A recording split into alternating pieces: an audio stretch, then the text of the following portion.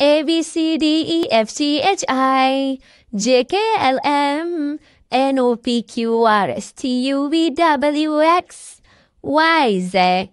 I love you. Sedap tak Cik Ena nyanyi? Sedap kan? Cik Ena ni tadi ajar nak bawa Cik Ena membaca. Baca ABC je pun. Itulah yang teringat lagu Hindustan tu.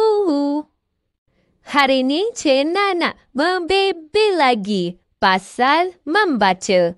Bila kita membaca ni, kita bukan je tambah ilmu. Tapi kita latih otak kita untuk berfikir, untuk memahami dan kadang-kadang untuk merasai sesuatu perkara. Contohnya, bila kita baca buku yang sedih, kita akan rasa simpati dan turut merasa sedih. Kalau kita baca kisah orang-orang hebat, kita pun nak jadi hebat macam dia juga. Tapi, membaca tak semestinya buku yang tebal-tebal. Boleh je mula dengan komik ke, artikel-artikel pendek ke, atau apa-apa saja yang bermanfaat.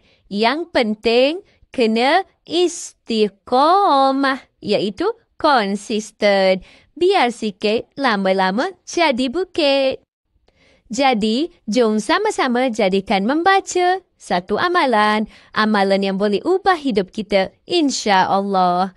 Oh ya, sebelum Cik Ena lupa, Cik Ena nak jugalah ucapkan Selamat Hari Guru untuk semua guru-guru hebat yang berada di SKRP yang tak pernah jemu untuk mencurahkan bakti dan ilmu. Selamat Hari Guru semua.